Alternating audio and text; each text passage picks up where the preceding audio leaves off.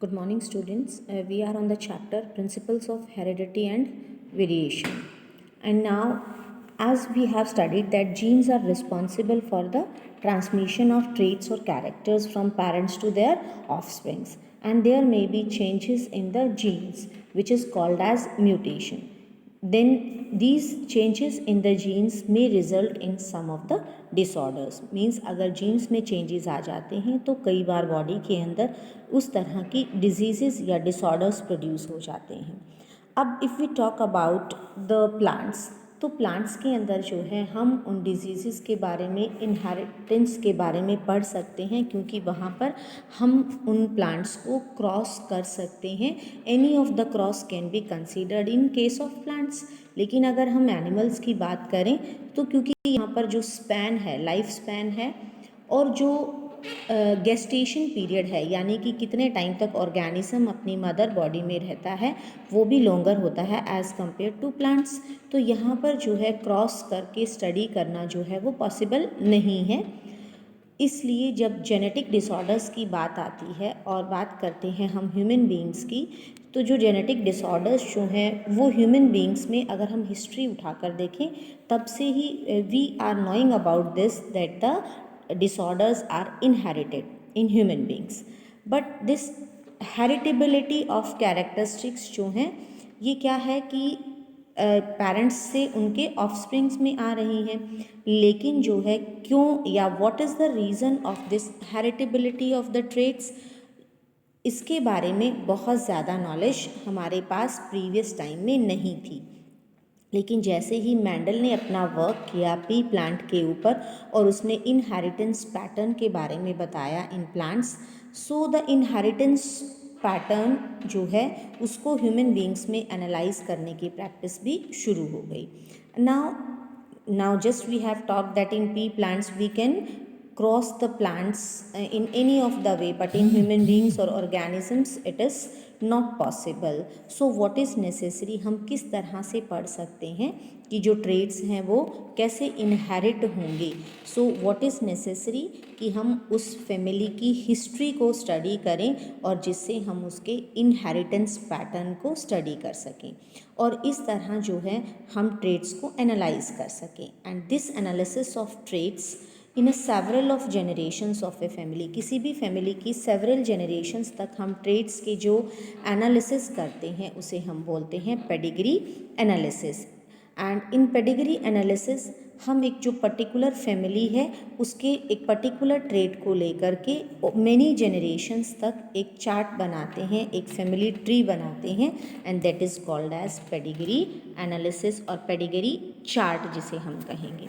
यानी कि हम ह्यूमन बीइंग्स में किस तरह से कैरेक्टर ट्रांसफ़र हो रहे हैं उनकी स्टडी करने के लिए किसकी हेल्प लेते हैं, पेडिग्री चार्ट की. इन ह्यूमन बीइंग्स जो जेनेटिक्स है वहाँ पर क्या हो रहा है, जो पेडिग्री है ये एक बहुत ही स्ट्रॉन्ग टूल प्रोवाइड कर रही है, क्योंकि हम पता लगा सकते हैं कि किस तरह से जो कैरेक्टर्स हैं वो इनहेरिट हो रही हैं और what are the chances of the abnormality और द डिजीज़, कि अगर पेरेंट्स के पास कोई एबनॉर्मलिटी है या कोई डिजीज़ है तो उस डिजीज़ के नेक्स्ट जनरेशन में ट्रांसफ़र होने के क्या चांसेस हैं. और अब इस पेडिग्री चार्ट बनाने के लिए for the pedigree analysis we use some of the symbols, and these symbols are helpful for drawing that pedigree chart.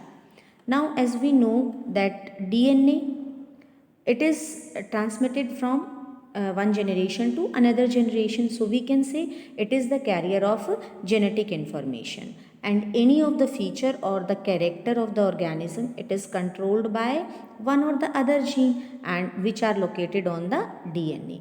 So we can say that DNA which is transmitted from one generation to another generation, so during the transfer क्या हो सकता है, there may be some changes और alteration in the DNA, और इन changes या alteration of DNA जो हैं यही क्या करते हैं, म्यूटेशन लाते हैं, changes in the body of the organism. देखिए वी नो कि कोई भी कैरेक्टर किसके कारण है, जीन्स के कारण. अगर जीन्स या DNA में चेंजेस आएगा तो क्या हो जाएगा, कैरेक्टर में चेंज आ जाएगा, जिसे हम क्या कहते हैं, म्यूटेशन. अब इस म्यूटेशन के कारण बहुत सारे जो हैं डिसऑर्डर्स ह्यूमन बॉडी में प्रोड्यूस होते हैं, that may be because of the change in the gene और change in the chromosome. So we will study about the Mendelian disorders, but first of all we will talk about the symbols which are used for the pedigree analysis. As we are able to see here that for the male we use a square, then for female it is a circle, then for sex unspecified, जब हमें पता ही नहीं कि whether the organism is male और female, हम एक pedigree chart बना रहे हैं और उसमें हम आने वाली जनरेशन की बात करते हैं, तो हमें पता नहीं कि सेक्स जो है अनस्पेसिफाइड सेक्स के लिए we are using this rhombus shape. Affected individuals, whether it is male or it is female or it is unspecified sex, वहाँ पर हम क्या करेंगे, उसे कलर से फिल कर देते हैं. So it is affected individuals. Then mating, जब मेल और फीमेल के बीच में ये बॉन्ड बनाई जा रही है, means it is representing the cross between the male and female. Then mating between relatives, as if we talk about in the plants, what is done कि जो organisms from the same generations are taken और फिर उनकी crossing करवाई जाती है. So it is mating between relatives. Then here it is parents above and children below. So parents are shown, these are the parents, it is showing the crossing between them, and these are the children in order of birth left to right. So this is at the first number and this is at the second number. So these are the sequences of the children produced. Then parents with male child affected with the disease. अब देखिए हमने पढ़ा कि जो square है ये किसको represent करता है, मेल को रिप्रेजेंट कर रहा है, और क्योंकि ये कलर्ड फील्ड है यानी ये क्या है, अफेक्टेड है. सो वी कैन से कि इन पेरेंट्स का जो मेल चाइल्ड है that is affected with the disease. And next is 5 unaffected offspring. Sex is not determined, तो इसलिए हमने क्या वर्ड यूज़ कर लिया, ऑफस्प्रिंग. और 5 लिखा हुआ है, कोई कलर फिल नहीं है, यानी कि इनके जो 5 ऑफस्प्रिंग्स हैं किसी भी पेरेंट के, ये सिंबल आएगा तो मीन्स कि उनके 5 ऑफस्प्रिंग्स क्या हैं, अनअफेक्टेड हैं. So these are the various symbols जो कि ह्यूमन पेडिग्री एनालिसिस के अंदर यूज़ किए जाते हैं. Now Mendelian disorders. मेंडल ने क्या किया, कंसीडर किए जीन्स कि किस तरह से जो जीन्स हैं वो ट्रांसफ़र होते हैं पेरेंट्स से ऑफस्प्रिंग्स में.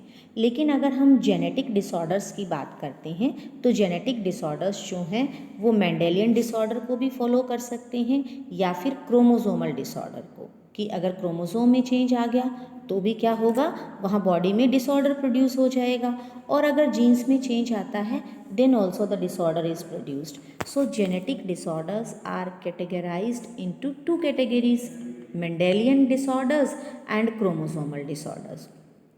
मेंडेलियन डिसऑर्डर जो हैं उसी तरह से रूल्स को फॉलो करेंगे जैसे मेंडल ने अपने लॉस दिए थे, by considering the P plant for monohybrid cross and dihybrid cross. So Mendelian disorders जो हैं वहाँ क्या होगा, इन मेंडेलियन डिसऑर्डर्स मेनली जो है सिंगल जीन के अंदर अल्टरेशन या म्यूटेशन होगी, चेंज होगा, और ये जो डिसऑर्डर्स हैं उसी पैटर्न में प्रिंसिपल ऑफ इनहेरिटेंस को फॉलो करते हुए ट्रांसफ़र होंगे. और जो इनहेरिटेंस ऑफ मेंडेलियन डिसऑर्डर्स हैं उसे हम पेडिग्री एनालिसिस करके चार्ट ड्रॉ कर सकते हैं, जैसा कि वहाँ पर हम क्या बना रहे थे, पुनेट स्क्वायर बॉक्स बना रहे थे. In the same way for studying the disorders in human beings, same pattern से हम क्या बना सकते हैं, pedigree analysis. And Mendelian disorders के कुछ एग्जाम्पल्स हैं, haemophilia, cystic fibrosis, sickle cell anaemia, colour blindness, phenylketonuria and thalassaemia. These are some of the Mendelian disorders जो कि जीन्स के यानी कि वहाँ पर एक सिंगल जीन में चेंज आने से ये डिजीज़ हो रही है. सो ये सेम पैटर्न फॉलो करेंगे as given by the Mendel in the law of inheritance.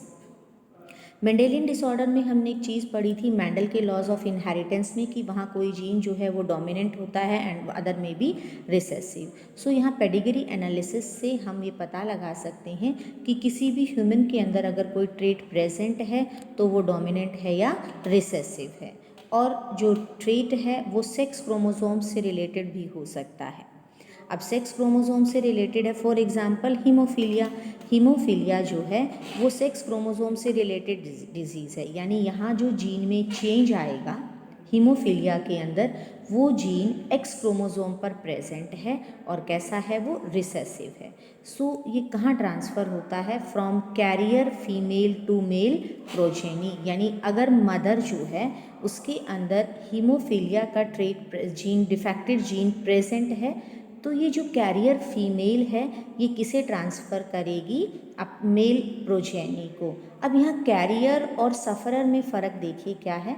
देखिए बेटा, अगर सफ़रर होने के लिए फीमेल के पास एक्स क्रोमोसोम प्रेजेंट है, यानी ये फीमेल है, इसके पास एक्स प्रेजेंट है। हीमोफीलिया में ये एक फीमेल है, यहाँ पर हमने सिर्फ एक ही एक्स के साथ एच लिखा, ये कंडीशन कहलाती है कैरियर फीमेल या carrier condition. But if I write X H, so it is a female because it is having a set of और a pair of X chromosome, लेकिन यहाँ पर दोनों ही क्रोमोसोम जो हैं उनके ऊपर जो जीन्स हैं वो डिफेक्टेड हैं, तो इसलिए हमने क्या लिख दिया, एक्स एच। यहाँ पर जो फीमेल है वो क्या कहलाएगी, अफेक्टेड कहलाएगी। I think clear to you. अगर एक ही जीन में, क्योंकि ये रिसेसिव जीन है और हमने पढ़ा था रिसेसिव जीन को एक्सप्रेस करने के लिए अपने जैसा पार्टनर चाहिए। फॉर एग्जांपल स्मॉल टी, ये प्लांट तभी ड्वार्फ होगा जब इसके पास सेम इसके जैसा पार्टनर है।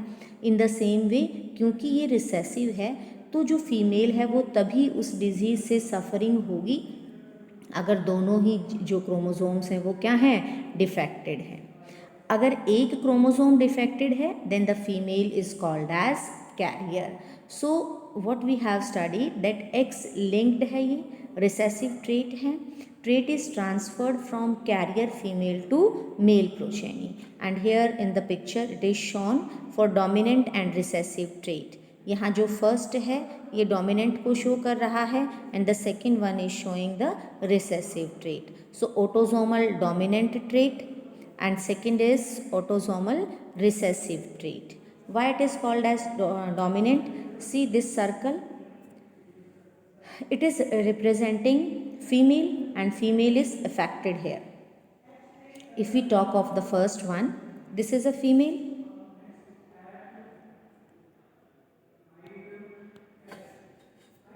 and the female is affected because it is filled with the color.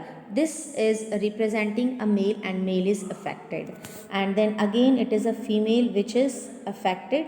So what we are seeing here कि यहाँ जो ट्रेट हैं किसको शो कर रहा है, डोमिनेंट ट्रेट को शो कर रहा है, जबकि जो सेकंड है it is representing a recessive trait.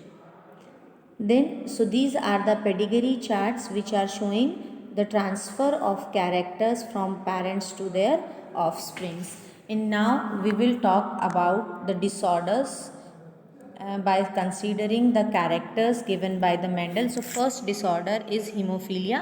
Hemophilia, it is a sex linked, it is a recessive disease, and here the character is transferred from female or mother to the male progeny, means from mother to his son,